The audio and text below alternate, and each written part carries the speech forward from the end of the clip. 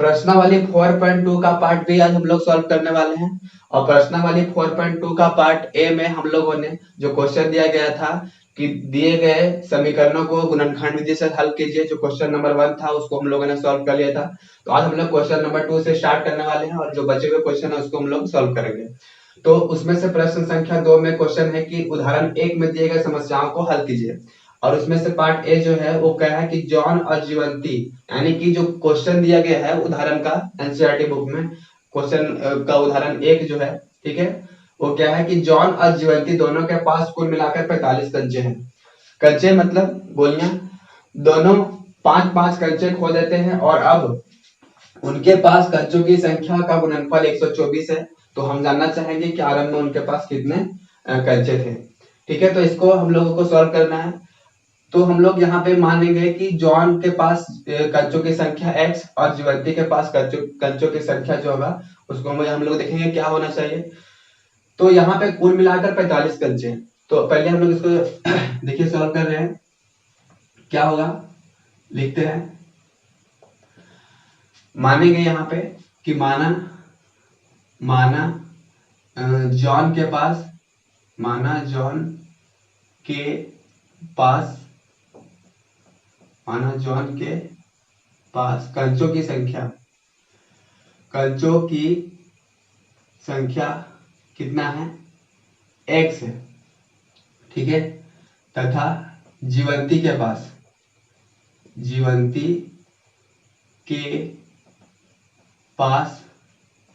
कंचों की संख्या कितना होगा,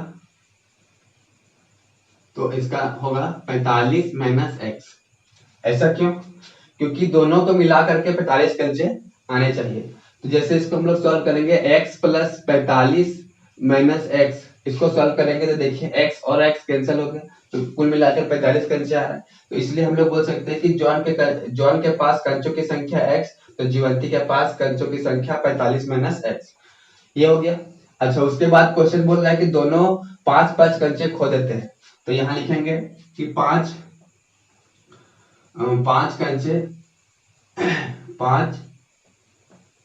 कंचे खोने के बाद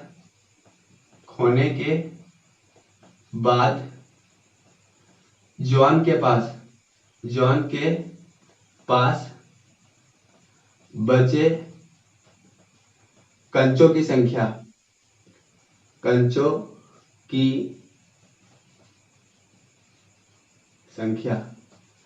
क्या हो जाएगा।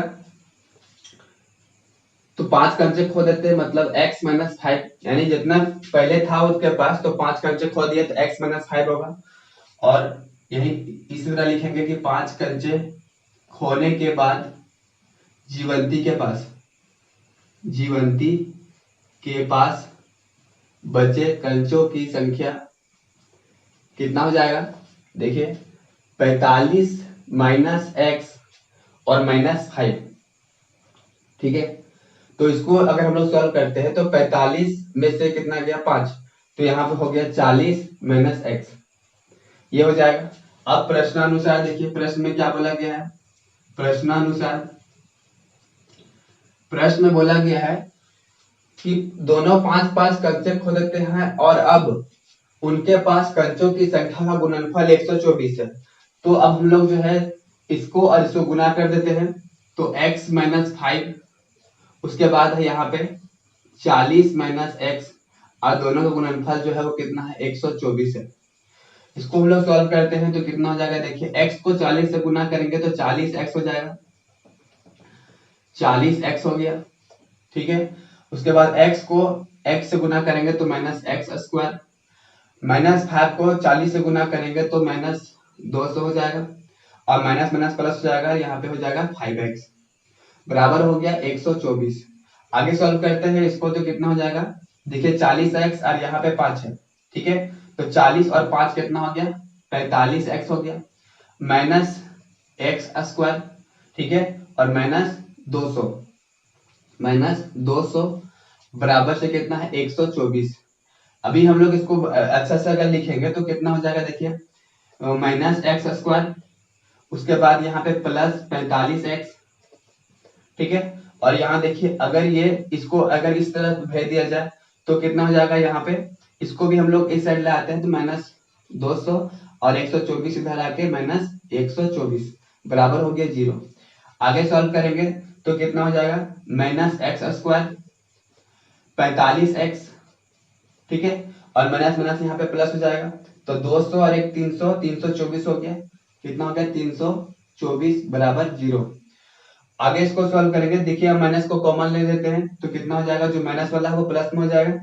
तो यहाँ माइनस को कॉमन ले लेते हैं तो कितना हो जाएगा, x² प्लस 45x और -324, ठीक है, बराबर कितना हो गया 0 यहाँ पे, ठीक है। अब हम लोग यहाँ पे माइनस को कॉमन ले सकते हैं तो देखिए माइनस को अगर हम लोग कॉमन ले लेंगे तो कितना हो जाएगा, माइनस को कॉमन ले रहे थे यहाँ पे x², ये प्लस में है माइनस में हो जाएगा -45x और ये हो जाएगा +324, ठीक है, बराबर हो गया 0। अभी ये मल्टीप्लाई में है, इधर आके डिवाइड में हो जाएगा तो हमारे पास जो समीकरण आया है वो क्या आया है, x² -45x और फिर यहाँ पे है 324, ठीक है। तो इसको हम लोगों को सॉल्व करना है और इसको सॉल्व करके हमारा जो मूल होगा वही इसका आंसर होगा। तो हम लोगों को सबसे पहले पहले इसको गुणनखंड विधि से हम लोग सॉल्व कर रहे हैं। तो गुणनखंड विधि से हम लोग कैसे सॉल्व करते थे कि जो x² का कोएफिशिएंट रहता था और जो कांस्टेंट टर्म होता था सबसे पहले उसको मल्टीप्लाई करते थे। तो यहाँ पे x² का कोएफिशिएंट 1 है और 1 को 324 से गुना करेंगे तो 324 ही रहेगा। लेकिन 324 एक यहाँ पे बहुत बड़ा संख्या है जिसको जो है अनुमान विधि से यहाँ पे तोड़ना थोड़ा सा मुश्किल होगा। तो इसलिए हम लोग यहाँ पे क्या करेंगे, इसको अभाज्यखंड विधि से पहले इसको सॉल्व करते हैं। तो उसके बाद यहाँ पे ये जो बीच वाला टर्म होता है वो हमको लाना रहता है। तो देखिए 2 से देंगे, 2 1 2, ठीक है, 2 6 12 और 2 दूना 4, फिर 2 से जाएगा 2 8 16, 2 1 2, अच्छा 3 से हो जाएगा, कितना हो जाएगा यहाँ पे 27 दिया 81 और 3 से जाएगा 3 9 27 और फिर 3 से जाएगा तो 3 दिया 9। अभी ये जो अभाज्य गुणनखंड आया है उस संख्या से ही हम लोगों को क्या लाना है, 45 लाना है, ठीक है। तो देखिए कैसे हम लोग कर सकते हैं। तो यहाँ पे 3 तिया कितना हो गया 9, ठीक है, और आगे इसको सॉल्व करेंगे 3 तिया 9, 9 दूनी 18, 18 दूनी 36, ठीक है। अब देखिए 36 और 9 को जोड़ेंगे तो मेरा 45 आ रहा है, ठीक है। यानी कि अगर 324 को देखते हैं, 324 को अगर हम लोग देखते हैं तो 324 जो है 36 और 9 ऐसा संख्या है जिसको गुना करने पर 324 आ रहा है। अच्छा जोड़ेंगे तो यहाँ पे बीच वाला संख्या आ जाएगा। तो यानी कि हम लोग 45 को 36 और 9 में स्प्लिट करेंगे, तोड़ेंगे। तो यहाँ पे कितना हो जाएगा, x² -36x, ठीक है, और -9x जोड़ेंगे तो ये बीच वाला टर्म आ जाएगा और प्लस कितना है 324 बराबर इधर 0, ठीक है। तो देखिए यहाँ पे क्या कॉमन आ रहा है, दोनों से x कॉमन आ रहा है तो यहाँ पे हो जाएगा x, ठीक है, और माइनस यहाँ पे कितना हो जाएगा 36। और अगर इससे देखिए इससे क्या कॉमन आ रहा है तो यहाँ पे 9 को हम लोग बाहर निकाल सकते हैं। तो यहाँ पे कितना हो जाएगा, -9 को हम लोग कॉमन लेते हैं तो माइनस वाला जो वैल्यू जो है वो प्लस में हो जाएगा, यानी कि x हो जाएगा, ठीक है, और ये प्लस वाला भी माइनस में हो जाएगा। तो कितना हो जाएगा, देखिए 324 जो है 36 और 9 को गुना करने पर आ रहा है तो यानी कि 9 तो बाहर निकल गया तो यहाँ पे 36 बचा हुआ है तो कितना हो जाएगा -36, ठीक है। देखिए यहाँ वाला और यहाँ वाला टर्म दोनों बराबर है तो मतलब मेरा कैलकुलेशन बिल्कुल सही जा रहा है। और यहाँ पे क्या करेंगे, देखिए यहाँ भी x -36 और यहाँ भी x -36 है, दोनों से अगर हम लोग कॉमन ले लें x -36 को तो यहाँ कितना हो जाएगा, यहाँ बचेगा x और यहाँ बचेगा 9 बराबर हो गया 0, ठीक है। तो हम लोग बराबर से हम लोग दोनों को 0 ले सकते हैं कि x -36 बराबर 0, ठीक है, और क्या ले सकते हैं x -9 बराबर 0। तो यहाँ से देखिए x का जो वैल्यू आया है वो कितना आया है 36 और यहाँ पे x का जो वैल्यू आया है वो कितना आया है 9, ठीक है। तो मेरा आंसर जो होगा 9 और कितना होगा 36 होगा, ठीक है। ये आंसर हो गया, ये आंसर हो गया। देखिए प्रश्न संख्या 2 का जो उदाहरण 2 में जो प्रश्न दिया गया है, उदाहरण 1 का जो पार्ट 2 है वो है कि एक कुटीर उद्योग एक दिन में कुछ खिलौना निर्मित करता है, प्रत्येक खिलौनों का मूल्य 55 में से एक दिन में निर्माण किए गए खिलौने की संख्या के घटाने से प्राप्त संख्या के बराबर है। यानी कि प्रत्येक खिलौने का अगर हमको मूल्य चाहिए, ठीक है, प्रत्येक खिलौने का जो मूल्य है वो क्या है कि 55 में से एक दिन का निर्माण किए गए खिलौने का मूल्य की जो संख्या होगी, अगर हम लोग 55 को और एक दिन में निर्मित किए गए खिलौने की संख्या को अगर हम लोग घटाते हैं तो उस दिन में जितना निर्माण किया गया है खिलौना उसका संख्या यहाँ पे आने वाला है। तो किसी एक दिन कुल निर्माण लागत जो है, किसी एक दिन में जो है पूरा कुल मिला करके इतना खिलौना बना और एक खिलौना का जो दाम था उसको हम लोग मल्टीप्लाई कर दे तो वो कितना दिया गया है, 750 दिया गया है। तो उस दिन में निर्माण किए खिलौने की संख्या ज्ञात कीजिए। तो देखिए इस क्वेश्चन को हम लोग सॉल्व कर सकते हैं कि मान लेंगे कि माना उस दिन निर्माण किए गए खिलौने की संख्या x, यानी कि हमको यहाँ पता नहीं है कि उस दिन जो है कितना खिलौना निर्माण किया गया, ठीक है। तो यहाँ पे क्या होगा, माना उस दिन निर्मित किए गए खिलौने की संख्या x। तो उसके बाद क्या बोल रहा है कि प्रत्येक खिलौने का जो मूल्य है वो कितना है। तो अगर हम लोग उस दिन प्रत्येक खिलौने का अगर मूल्य निकालें, एक खिलौने का अगर मूल्य निकालें तो जितना निर्माण किया गया है खिलौना उतना, और उसमें से 55 को अगर हम लोग घटा दें यानी 55 माइनस एक्स कर दें तो उस दिन प्रत्येक खिलौने में निर्माण में जितना पैसा लगा उसकी संख्या निकल आएगी, ठीक है।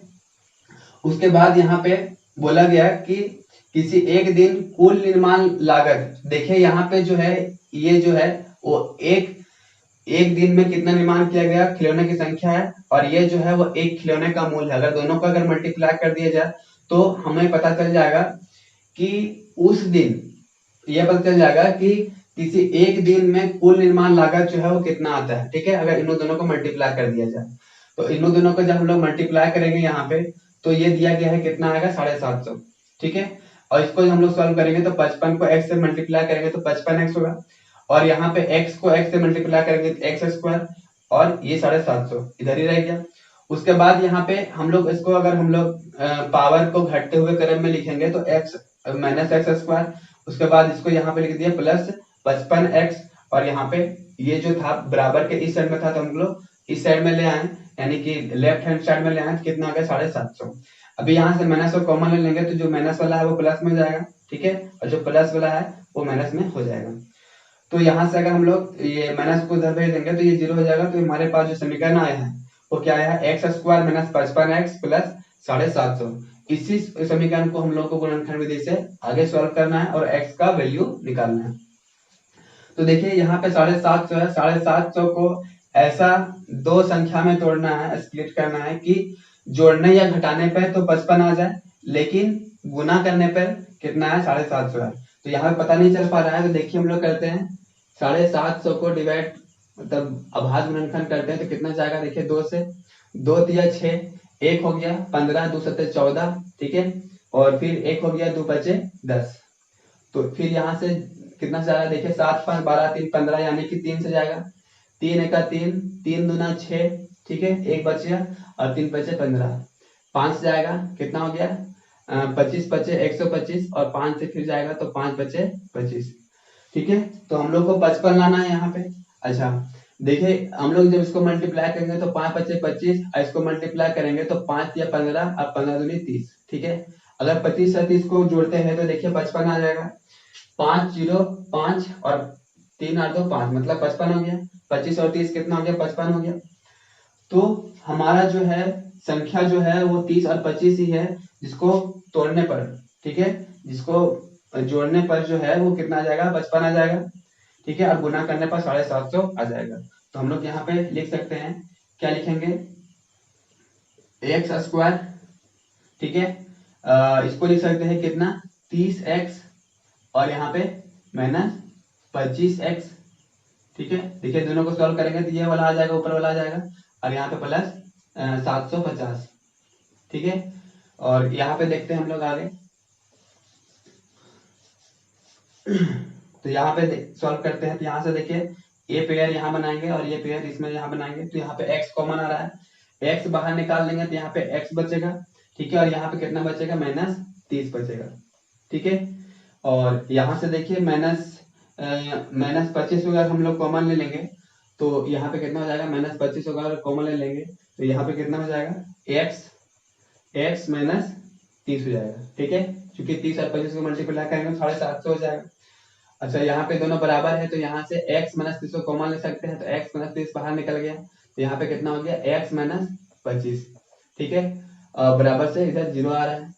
ठीक है, बराबर से इधर 0 है, तो हम लोग इसको ले सकते हैं x माइनस 30 बराबर 0, और ले सकते हैं x माइनस 25 बराबर 0।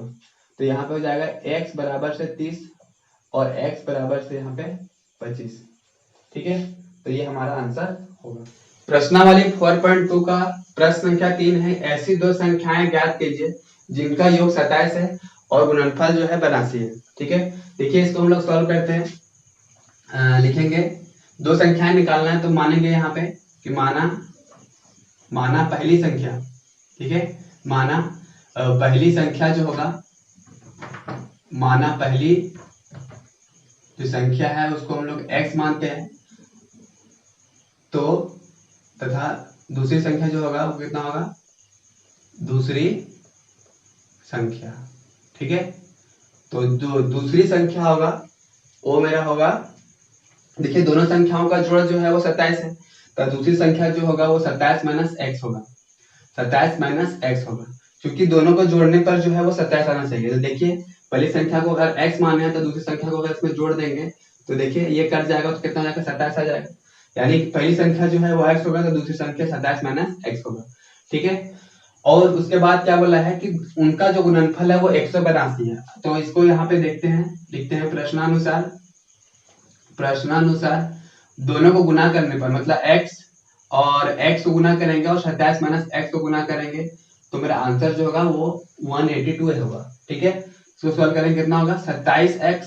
ठीक है, और यहाँ plus minus minus x square और यहाँ पे बराबर 182। इसको हम लोग और घटते हुए क्रम में लिखेंगे पावर का, तो कितना होगा यहाँ पे देखिए एक्स स्क्वायर प्लस 27x और इसको इधर ले आते हैं तो माइनस 182। ठीक है, अब बराबर हो गया यहाँ पे 0। यहाँ से माइनस होकर कॉमन ले लेंगे तो कितना हो जाएगा, माइनस को कॉमन ले लेंगे तो यहाँ पे होगा एक्स स्क्वायर माइनस 27x और प्लस 182 बराबर हो गया 0। तो हमारे पास समीकरण आया है वो x square minus 27x plus 182 बराबर हो गया 0। अभी देखिए 27 को 182 और 1 को गुना करेंगे, 182 और 1 को गुना करेंगे तो 182 आएगा, और 182 को हम लोग को ऐसी संख्या में तोड़ना है, दो संख्या में तोड़ना है कि 27 आना चाहिए जोड़ने या घटाने पर, गुना करने पर 82 आना चाहिए। तो यहाँ पे देखिए हम लोग करते हैं 182 को अभाग घनखंड करेंगे, 2 से जाएगा, 2 9 18। ठीक है, 2 1 2। अच्छा, अभी जो 7000 आया ना, तो कितना हो जाएगा यहाँ पे 13 7 91, मतलब 13 हो गया। तो देखिए 27 लाना है हमको, तो यहाँ पे इसको मल्टीप्लाई करने का 14 हो जाएगा, तो 13 और 14 को जोड़ेंगे तो यहाँ पे 27 आ जाएगा। तो यहाँ पे मेरा संख्या जो टूटेगा वो क्या होगा, एक्स स्क्वायर और माइनस 14x। ठीक है, 14x माइनस 13x। ठीक है, देखिए दोनों को जोड़ेंगे तो यहाँ पे 27 आ जाएगा और प्लस 182 बराबर हो गया 0। अच्छा, यहाँ से देखिए दोनों का पेयर बनाएंगे तो यहाँ पे x कॉमन आ रहा है, तो यहाँ पे हो जाएगा x और यहाँ हो जाएगा x माइनस 14 बचेगा, और यहाँ से देखिए क्या कॉमन आ रहा है, 13 अगर कॉमन निकालेंगे माइनस 13 को, तो यहाँ क्या बचेगा x माइनस, क्योंकि 13 और 14 को गुना करने पर जो है 182 आता है, तो यहाँ पे 13 को बाहर निकाल दिया तो यहाँ पे कितना बच गया, 14 बच गया बराबर 0। और यहाँ पे अगर हम लोग यहाँ से x माइनस 14 को कॉमन ले लेते हैं तो कितना हो जाएगा, x माइनस 13 बराबर हो गया 0।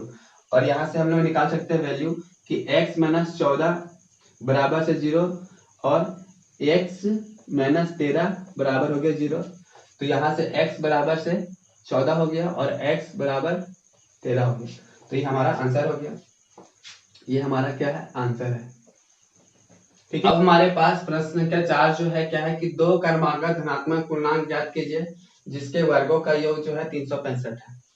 ठीक है, तो देखिए दो क्रमागत धनात्मक पूर्णांक यानी कि पॉजिटिव इंटीजर होना चाहिए और क्रमागत होना चाहिए। क्रमागत मतलब कि 3 के बाद 4 ही आता है और 6 के बाद 5 के बाद 6 ही आता है, तो ऐसा जो है वो क्रमागत होना चाहिए। ये नहीं कि यहाँ पे 3 के बाद यहाँ 7 हो गया, 3 के बाद यहाँ 9 हो गया, तो 3 के बाद जैसे 4 आता है तो ये मेरा धनात्मक पूर्णांक हो गया जो कि क्रमागत है। ठीक है, तो देखिए अगर हम लोग इसको x मानते हैं तो दूसरा संख्या निकालने के लिए क्या करना पड़ेगा, x में एक जोड़ना पड़ेगा, मतलब 3 में एक जोड़ना पड़ेगा, तो दूसरा संख्या जो होगा वो कितना होगा, x प्लस 1 होगा। तो इस तरह मान लेंगे, यहाँ पे हम लोग सॉल्व कर रहे हैं, मानेंगे माना पहली संख्या जो होगा, पहली धनात्मक पूर्णांक, पहला धनात्मक पूर्णांक जो होगा वो कितना होगा, पहला धनात्मक पूर्णांक जो होगा, माना पहला धनात्मक पूर्णांक कितना होगा x, तथा तो दूसरी जो होगा दूसरा, ठीक है, दूसरा धनात्मक पूर्णांक जो होगा वो कितना हो जाएगा, x प्लस 1 हो जाएगा। उसके बाद यहाँ बोल रहा है जिनके वर्गों का योग, तो सबसे पहले वर्ग कर देंगे, तो यहाँ पे लिखेंगे प्रश्नानुसार,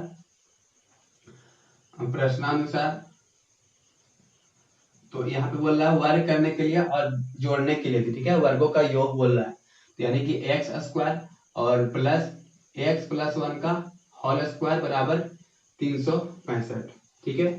इसको और सॉल्व कर सकते हैं हम लोग, एक्स स्क्वायर प्लस ए प्लस बी का होल स्क्वायर में इसको तोड़ेंगे, कितना हो जाएगा, एक्स स्क्वायर प्लस 2ab मतलब 2x हो गया और प्लस 1, ठीक है, बराबर हो गया 365 हो गया, ठीक है।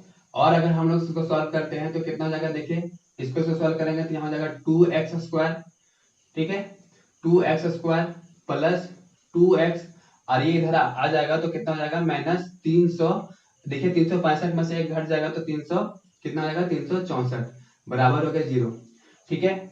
अभी हम यहाँ से देखिए 2 सबसे कॉमन आ सकता है, तो यहाँ पे 2 को बाहर निकाल देते हैं, तो कितना आएगा 2 बाहर निकल गया तो यहाँ हो गया एक्स स्क्वायर प्लस एक्स हो गया, अच्छा 2 यहाँ से बाहर निकल गया तो कितना बच गया, 2 1 का 2 और यहाँ हो गया 2 8 16 और 2 दूना 4 मतलब 182, ठीक है, बराबर हो गया 0। अभी 2 जो है मल्टीप्लाई में जरा के डिवाइड में हो जाएगा, तो हमारे पास जो समीकरण आया है वो क्या है, एक्स स्क्वायर प्लस एक्स और माइनस 182, ठीक है। तो अभी हम लोग को क्या करना है, 182 को ऐसा संख्या में तोड़ना है जिसको घटाने या जोड़ने पर जो है कितना आना चाहिए, 1 आना चाहिए, ठीक है, क्योंकि यहाँ x का जो कोफिशिएंट है वो 1 है। तो देखिए 182 और 182 को अभी हम लोग पीछे सॉल्व किए थे, अभाज्य गुणनखंड निकाले थे, 2 से जाएगा, ठीक है, 2 9 18 और 2 1 का 2, अच्छा फिर 7 से जाएगा, 13 7 91, ठीक है। देखिए यहाँ पे मल्टीप्लाई करेंगे तो 14 हो जाएगा, और 13 में से अगर 14 में से 13 घटा देंगे तो यहाँ पे x आ जाएगा, ठीक है। तो यहाँ पे क्या होना चाहिए, देखिए एक्स स्क्वायर, ठीक है, और यहाँ पे लिखेंगे 14x और यहाँ पे कितना 13x, अब माइनस 182, ठीक है, बराबर 0 है इधर। देखिए यहाँ पे ऐसा चीज मिटाना है कि यहाँ ये जो वैल्यू होगा घट भी जाना चाहिए, घटने पर 1 आना चाहिए, और जो यहाँ पे प्लस भी आना चाहिए। तो देखिए बड़ा अंक को हम लोग प्लस करते हैं, इसको माइनस कर देते हैं, 14 के बगल में यहाँ पे आगे जो है 14x के आगे यहाँ प्लस कर देते हैं, 13x के आगे माइनस कर देते हैं। तो यहाँ से देखिए पेयर बनाएंगे तो कितना हो जाएगा, x बराबर यहाँ पे देखिए x दोनों से कॉमन आ रहा है, तो यहाँ पे x प्लस कितना हो गया 14, ठीक है। और यहाँ से जब हम लोग कॉमन निकालेंगे तो यहाँ पे 13 कॉमन आ रहा है, माइनस 13 को कॉमन निकालेंगे तो यहाँ हो जाएगा x माइनस x प्लस 14 हो जाएगा बराबर 0, ठीक है। आगे देखते हैं, देखिए यहाँ से ये दोनों से हम लोग x प्लस 14 को कॉमन निकाल लेंगे तो x प्लस 14 हो गया यहाँ पे, और हो जाएगा x माइनस 13 बराबर हो गया यहाँ पे 0, ठीक है। तो यहाँ पे x प्लस 14 बराबर हो गया 0 और x माइनस 13 बराबर हो गया 0, चूंकि दोनों के बराबर से 0 है तो हम लोग दोनों में 0 ले सकते हैं। तो यहाँ पे x बराबर हो जाएगा माइनस 14 और x बराबर होगा 13। अभी बोला था ना यहाँ पे धनात्मक पूर्णांक है, लेकिन यहाँ पे वैल्यू जो है नेगेटिव में आया, तो हम लोग यहाँ पे ले सकते हैं कि 2 धनात्मक पूर्णांक जो है वो 13 और 14 होगा, ना कि यहाँ पे माइनस में होगा, ठीक है। तो लिखेंगे अतः 2 धनात्मक पूर्णांक जो होंगे वो कितना होगा 13 और कितना हो जाएगा 14, और ये हमारा आंसर हो गया, ठीक है। तो आगे हम लोग अगला प्रश्न देखते हैं। प्रश्न 5 है, एक समकोण त्रिभुज की ऊंचाई इसके आधार से 7 सेंटीमीटर कम है, यदि कर्ण 13 का हो तो अन्य 2 भुजाएं ज्ञात करिए। देखिए यहाँ पे एक समकोण त्रिभुज है, ठीक है, और जिसमें हम मान लेते हैं ये कोण जो है वो 90 डिग्री का, ठीक है। तो ये कर्ण हो गया, ये आधार हो गया और ये लंब हो गया। तो यहाँ एक समकोण त्रिभुज की ऊंचाई इसके आधार से, तो आधार हमको पता नहीं तो आधार हम लोग x मान लेंगे।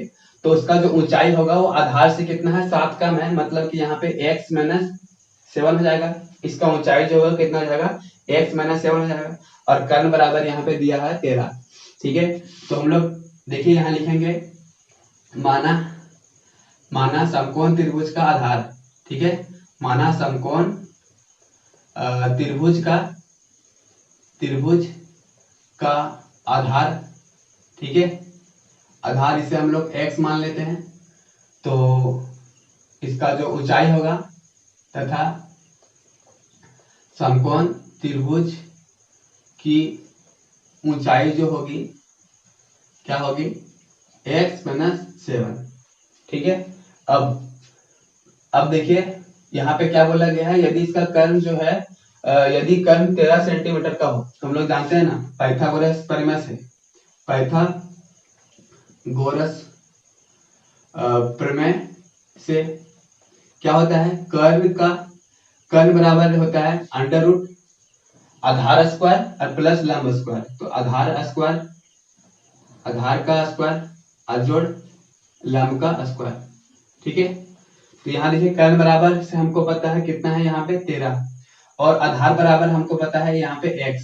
ठीक है, तो x का होल स्क्वायर हो गया, और प्लस लंब यहाँ पे कितना है, लंब मतलब कि ये ऊंचाई जो है वो लंब है, लंब कितना है x माइनस 7 और इसका है होल स्क्वायर।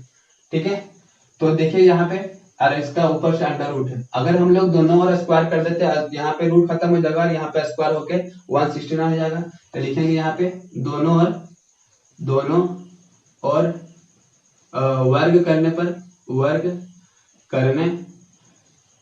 तो कितना हो जाएगा, यहाँ पे वर्ग हो जाएगा तो 169 हो जाएगा। अगर वर्ग हो जाएगा तो स्क्वायर में यहाँ रूट जो है वो खत्म हो जाएगा, तो यहाँ कितना हो जाएगा एक्स स्क्वायर और प्लस हो जाएगा एक्स प्लस 7 का होल स्क्वायर। तो इसको a प्लस बी का होल स्क्वायर में हम लोग तोड़ते हैं तो कितना हो जाएगा यहाँ पे एक्स स्क्वायर प्लस 2ab, मतलब कि 7 दूनी हो गया 14x हो जाएगा। ठीक है, ए स्क्वायर माइनस 2ab होता है, x square minus 2ab plus b square मतलब 7 का स्क्वायर यहाँ पे 49 हो गया। ठीक है, इसको a माइनस बी का होल स्क्वायर में तोड़ेंगे तो x square minus 14x plus 49 हो गया। और आगे इसको सॉल्व करेंगे तो कितना हो जाएगा, देखिए एक्स स्क्वायर तो यहाँ हो जाएगा, यहाँ पे हो जाएगा 2x स्क्वायर। ठीक है, और माइनस कितना हो गया यहाँ पे, ये 14 और ये हो जाएगा 14x और यहाँ पे प्लस 49। ठीक है, 49 को अभी हम लोग इधर ले आते हैं तो कितना हो जाएगा, देखिए 169 और माइनस हो जाएगा 49, यहाँ हो जाएगा 2x स्क्वायर और माइनस 14x। यहाँ से देखिए घट जाएगा तो कितना हो जाएगा 0 और 2, यहाँ पे 120 हो गया। ठीक है, और इधर क्या बचा है 2x स्क्वायर माइनस 14x। ठीक है, तो देखिए आगे हम लोग सॉल्व करते हैं इधर। तो यहाँ पे अगर इसको लिखना चाहें द्विघात समीकरण के रूप में तो हमारे पास क्या आ गया है 2x स्क्वायर माइनस 14x। ठीक है, इसको भी इधर लाएंगे तो माइनस कितना हो गया 120 बराबर हो गया 0। अभी यहाँ से 2 से कॉमन आ रहा है तो यहाँ पे 2 को बाहर निकाल देंगे तो कितना हो जाएगा, 2 को बाहर निकाल देंगे यहाँ x स्क्वायर। ठीक है, एक्स स्क्वायर और माइनस 7x और यहाँ पे कितना हो जाएगा माइनस 60। ठीक है, बराबर 0। अभी 60 को जो है देखिए आज हम लोग इसको सॉल्व मल्टीप्लाई में लाके डिवाइड में हो जाएगा 2, तो यहाँ पे हमारे पास समीकरण आ गया है एक्स स्क्वायर माइनस 7x और यहाँ पे बराबर 60। 60 को हम लोग को दो ऐसा संख्या में तोड़ना है जो बीच वाला संख्या आना चाहिए जोड़ने या घटाने पर। ठीक है, तो देखिए 60 को हम लोग लिख सकते हैं कितना 12 पचे 60 लिख सकते हैं। ठीक है, तो 12 पचे 60 लिखेंगे तो देखिए 12 में से 5 जाएगा तो यहाँ पे 7 बचेगा, तो इसको तोड़ सकते हैं हम लोग एक्स स्क्वायर और यहाँ पे 12x। ठीक है, और यहाँ पे 5x माइनस 60 बराबर 0। यहाँ पे प्लस माइनस ऐसा बैठाना है कि यहाँ पे माइनस में आना चाहिए और सॉल्व करने पर 7x आना चाहिए। ठीक है, तो यहाँ पे क्या करते हैं, ये माइनस 12x हो गया। ठीक है, और यहाँ पे प्लस 5x, तो प्लस माइनस माइनस घट जाएगा तो 12 में से 5 जाएगा तो यहाँ 7 बचेगा और बड़ा यहाँ पे माइनस है तो यहाँ पे माइनस आ जाएगा, यानी इसको सॉल्व करेंगे तो ऊपर वाला वैल्यू आएगा। देखिए यहाँ पे पेड़ बनाते हैं इसको और इसको, तो यहाँ पे क्या कॉमन आ रहा है, x कॉमन आ रहा है तो यहाँ पे क्या होगा x माइनस 12 और यहाँ पे क्या कॉमन आ रहा है 5 कॉमन आ रहा है। ठीक है, तो 5 को कॉमन निकाल लेते हैं तो x माइनस यहाँ पे भी कितना हो जाएगा 12 बराबर हो गया 0। अभी यहाँ से दोनों में से x माइनस 12 को कॉमन लेंगे तो x माइनस 12 हो गया और यहाँ पे x प्लस 5 बराबर 0 और यहाँ से दोनों के बराबर हम लोग 0 लिख सकते हैं तो यहाँ कितना हो जाएगा x माइनस 12 बराबर 0 और यहाँ पे x प्लस 5 बराबर 0। तो यहाँ पे क्या हो गया x बराबर से 12 और x बराबर से हो गया यहाँ पे -5। ठीक है x बराबर से 12 और x बराबर से हो गया -5। तो ये -5 तो नहीं हो सकता है, ठीक है, ऋणात्मक नहीं हो सकता है वैल्यू। तो x जो आया है वो क्या आया था, जो आधार था वो मेरा x आया था, ठीक है, x का वैल्यू आधार था। तो हम लोग जो ऊंचाई मानेंगे तो यहाँ लिखेंगे कि यहाँ पे क्या बोला था कि दोनों भुजाएं ज्ञात करिए, ठीक है। तो यहाँ लिखेंगे समकोण समकोण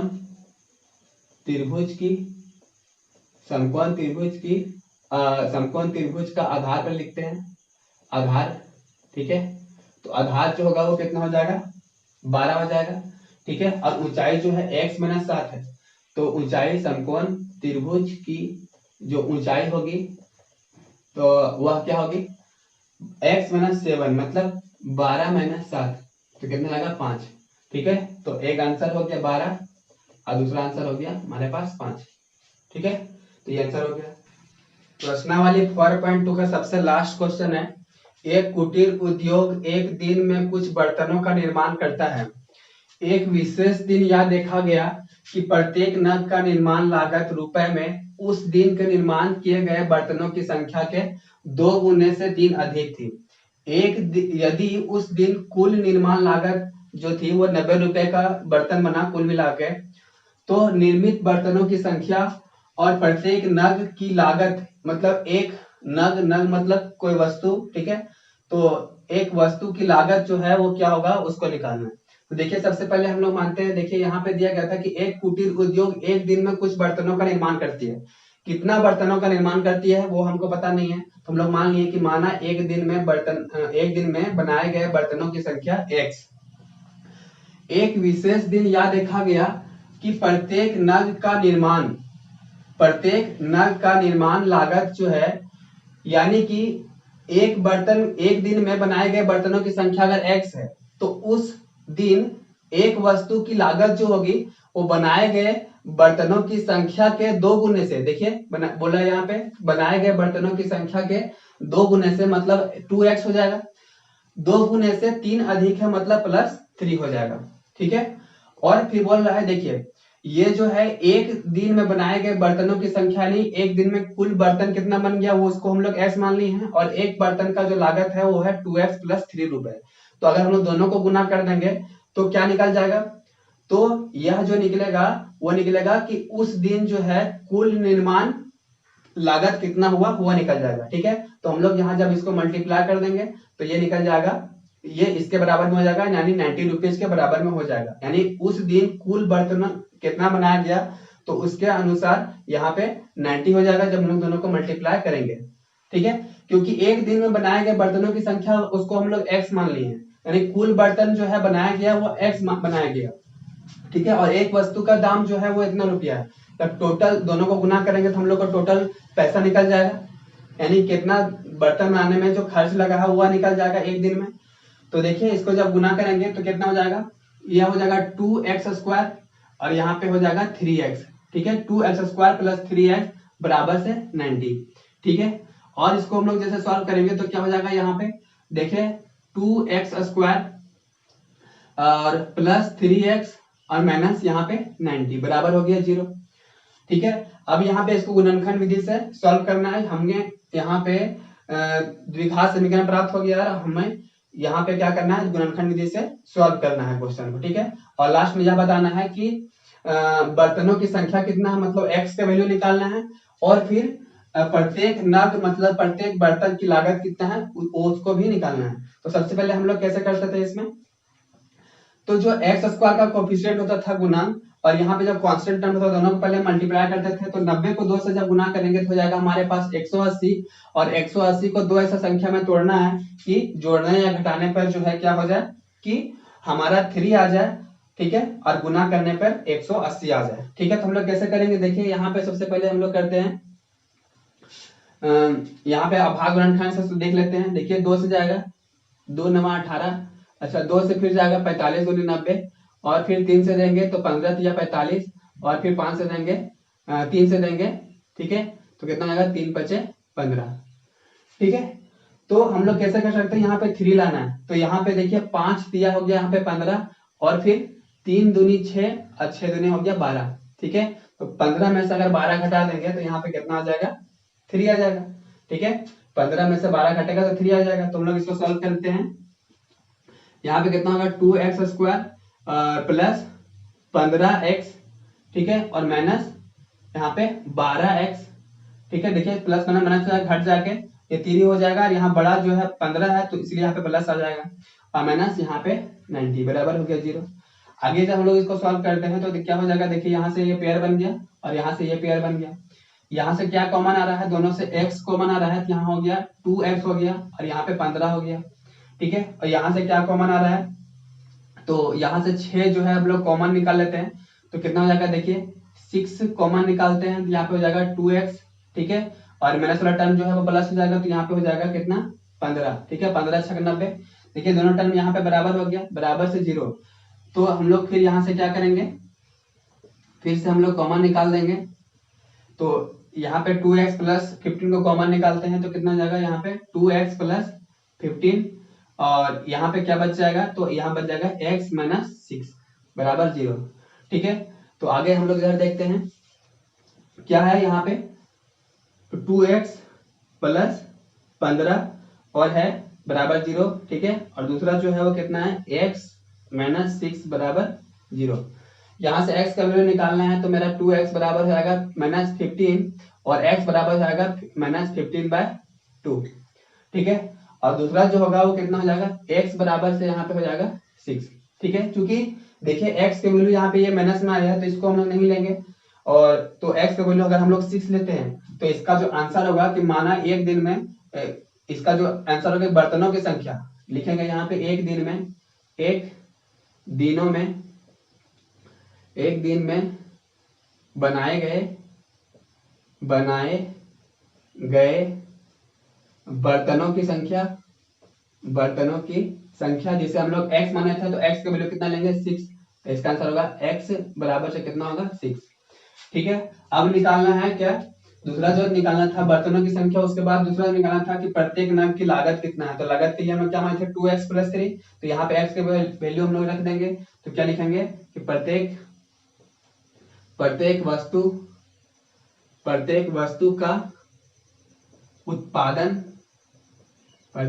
का उत्पादन की लागत तो कितना हो जाएगा 2x प्लस 3, यहाँ पे x का वैल्यू बैठा देंगे हम लोग, तो कितना होगा 2, और x का वैल्यू हम लोग 6 लेंगे, प्लस 3 हो जाएगा, तो आंसर हो जाएगा 6 दूनी 12 और 3 15। ठीक है, तो यह हो जाएगा हमारा 15 रुपए हो जाएगा, और ये हो जाएगा यहाँ पे एक दिन में बनाए गए बर्तनों की संख्या कितना, एक दिन में कितना बर्तन बनाया जा सकता है, तो 6, ये हो जाएगा। तो ये हमारा आंसर हो गया, और ये भी हमारा आंसर हो गया। ठीक है, तो इस तरह जो है हम लोग प्रश्नावली 4.2 को यहाँ पे खत्म करते हैं। तो